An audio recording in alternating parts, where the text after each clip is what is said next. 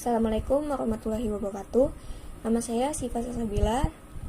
Dari kelas Dilijen, saya akan mempresentasikan tentang surat permohonan. Surat permohonan adalah sebuah surat yang dibuat oleh perseorangan atau instansi untuk memohon atau meminta sesuatu kepada pihak yang bersangkutan, baik perseorangan, badan, ataupun lembaga berupa organisasi, perusahaan, maupun instansi. Jadi, surat permohonan ini dibuat atas dasar kebutuhan yang tidak dapat diselesaikan sendiri. Dalam pembuatannya, ada banyak tujuan yang melatar belakangi penulisan surat permohonan. Di antaranya, surat permohonan untuk cuti, surat permohonan kerjasama, surat permohonan mendapat beasiswa, ataupun surat permohonan izin, dan masih banyak yang lainnya. Kemudian, surat permohonan termasuk ke dalam surat resmi. Oleh karena itu, dalam penulisannya haruslah memenuhi kriteria atau aturan yang telah ditentukan. Dalam penulisannya juga harus mengetahui beberapa hal yang harus diperhatikan. Yang pertama adalah penulisan identitas dan tujuan harus jelas dan benar. Jadi, setiap menulis sebuah surat, tentu semua orang harus mencantumkan identitasnya agar si penerima bisa memahami maksud dan tujuan dibuatnya surat, sekaligus bisa tepat sasaran jika berkehendak untuk mengirim balasannya. Dan identitas si penulis ini harus jelas dan harus sesuai dengan KTP. Kemudian bagian yang menjelaskan tujuan penulisannya, penulisan surat bisa disebutkan pertama kali dalam perihal surat, sementara penjelasan tujuan secara lebih rinci lebih dijelaskan di bagian isi surat permohonan. Kemudian kedua adalah penulisan surat permohonan haruslah ringkas dan mudah dipahami. Penulisan surat permohonan ini harus menggunakan kalimat yang sopan, jelas, dan bahasa yang baku. Kemudian, menuliskan waktu yang sudah ditentukan untuk menjawab permohonan. Syarat yang paling penting harus Anda tuliskan pada surat permohonan. Selanjutnya adalah waktu. Menyangkut dua waktu, yaitu pertama adalah waktu penulisan surat, serta menentukan batas waktu yang jelas untuk menentukan respon pada surat tersebut. Kedua waktu ini perlu Anda jelaskan secara jelas, bila perlu dengan format, susunan hari, tanggal, tahun, dan tempat. Pastikan bahwa Anda menulis format waktu sesuai dengan syarat yang telah ditentukan secara resmi dan umum pada surat permohonan. Kemudian pastikan juga untuk tidak melupakan penulisan batas waktu yang diberikan kepada si penerima, agar pemberian respon atau balasan surat tersebut bisa dilakukan dengan cepat. Kemudian, yang terakhir adalah tulis sesuai dengan format penulis surat permohonan yang telah ditentukan dan tulis dengan rapi. Jadi, setiap surat resmi tentu memiliki susunan teks tulisan yang diterapkan secara umum dan sifatnya bakukan. Dan ada pula jenis-jenis surat permohonan. Yang pertama adalah surat permohonan izin cuti. Jadi, sesuai dengan nama dan judul, untuk menyebut surat permohonan ini biasanya ditulis dengan tujuan untuk meminta izin cuti kepada pihak yang memiliki posisi dan jabatan yang lebih tinggi di suatu instansi atau perusahaan. Biasanya dituliskan oleh karyawan atas kondisi yang benar-benar mendesak dan mengharuskan ia untuk meminta izin cuti, dan bisa dalam waktu sementara atau berkepanjangan. Kemudian ada pula surat permohonan beasiswa. Jenis surat permohonan ini ditulis berdasarkan tujuan untuk meminta bantuan beasiswa program pendidikan. Kemudian yang ketiga ada surat permohonan izin acara.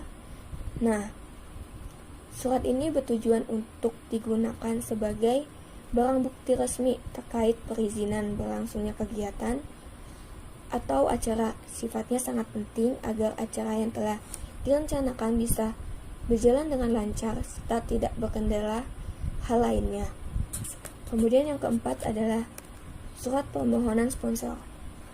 Sesuai dengan namanya ya, surat permohonan ini dibuat dengan tujuan untuk meminta bantuan donasi yang berasal dari sponsor. Kemudian surat permohonan kerjasama. Nah, ini surat permohonan kerjasama ini biasanya ditulis oleh kedua belah pihak yang sedang memiliki perjanjian bisnis yang memperkuat hubungan perusahaan agar memberikan keuntungan yang seimbang. Dan bentukan suratnya sama seperti surat yang lainnya, yang berbeda hanyalah isi dan tujuan surat tersebut. Saya akan memberikan contoh surat dan akan menjelaskan bagian-bagian suratnya. Nah, ini adalah gambaran surat dari surat permohonan.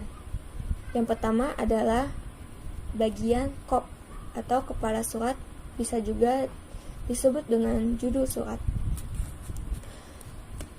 Bagian pertama yang sifatnya sangat penting untuk dicantumkan pada surat permohonan adalah kepala surat. Dan ini pasti ada di dalam surat. Biasanya dituliskan di bagian paling atas. Jangan diletakkan di tengah dan nantinya tidak akan terlihat.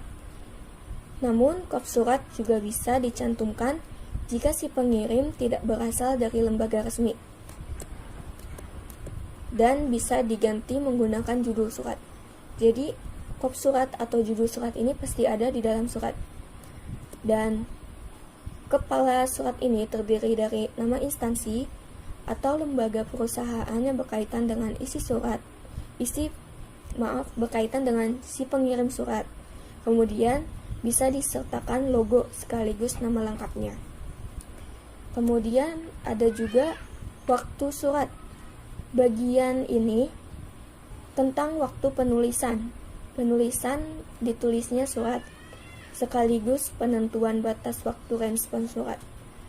Bagian tersebut biasanya dicantumkan di posisi awal setelah kop surat, tepatnya di bagian kanan di bawah kop surat. Kemudian ada nomor surat. Surat resmi juga memiliki nomor surat yang berfungsi memberikan urutan ditulisnya sebuah surat permohonan. Biasanya terletak pada bagian awal setelah kop surat, tepat di bagian kiri bawah, serta sebelum atau tepat di atas lampiran. Kemudian ada perihal atau lampiran. Maaf, saya tidak menunjukkannya karena di sana terlihat jelas ya bahwa ada perihal dan lampiran. Dan Anda bisa menuliskan lampiran jika terdapat bekas-bekas penting selain surat yang bisa mendukung penyataan isi di dalamnya. Lampiran surat bisa tidak dituliskan jika memang tidak ada bekas lainnya yang perlu dinyatakan sebagai pendukung surat. Jadi, bisa dikosongkan saja atau diberi tanda strip. Kemudian ada bagian salam pembuka dan penutup. Setiap jenis surat, baik itu surat dinas ataupun resmi, serta surat pribadi tentunya harus memiliki salam pembuka dan penutup. Seperti yang Anda ketahui secara umum, bahwa letak salam pembuka berada di awal pembuka, seperti isi surat. Dan setelah perihal, sementara bagian salam penutup berada di akhir surat, tepatnya setelah isi surat, serta sebelum penulis nama terang dan nama tangan si pengirim surat. Kemudian ada identitas pengirim dan penerima. Identitas pengirim dan penerima ini merupakan kedua hal yang tidak boleh Anda lupakan saat menulis surat permohonan, karena hal tersebut dapat memberikan kejelasan tentang tujuan ditulisnya surat permohonan yang bersangkutan. Jika tidak ditulis, maka surat permohonan itu dianggap tidak sah. Kemudian, tata letak penulisan identitas pengirim atau penerima ini berada di awal atau di akhir isi surat, karena disesuaikan dengan penulisan perihal atau tujuan surat, serta tergantung dari kepentingan dan kriteria pengirim surat dan lembaga yang bersangkutan. Yang kemudian ada juga isi surat. Jadi bagian tubuh atau isi surat permohonan ditulis di posisi tengah, dan di posisi tengah ini semua manusia pasti jika membuka surat selalu otomatis tertuju pada di tengah surat. Jadi ia langsung membaca isi surat, dan disinilah Anda bisa mengungkapkan tujuan penulisan surat tersebut, antara lain perihal permohonan yang dituju. Kepentingan isi surat terdiri dari 1 atau 2 paragraf yang ditulis dengan beberapa kalimat cukup singkat dan tidak boleh bertele-tele, langsung saja tertuju pada tujuan surat itu dikirim, dan apa yang ingin Anda sampaikan langsung saja ditujukan. Kemudian ada yang terakhir, tanda tangan dan nama terang. Bagian terakhir yang paling penting adalah tanda tangan sekaligus nama terang. Identitas dari pihak nama sekaligus tanda tangan tersebut adalah si pengirim surat dan si pemohon atau si pemohon. Jadi, tulis tanda tangan menggunakan pena dengan tinta berwarna hitam, dan Anda tidak perlu mencantumkan materai meskipun surat ini termasuk ke dalam kategori resmi. Dan di bagian tanda tangan ini Anda bisa juga mencantumkan stempel perusahaan agar surat tersebut lebih resmi dan lebih sah. Jika tidak mencantumkan tanda tangan ataupun stempel perusahaan, maka surat ini akan dianggap tidak sah. Baik, mungkin itu saja, sekian dari saya. Wassalamualaikum warahmatullahi wabarakatuh.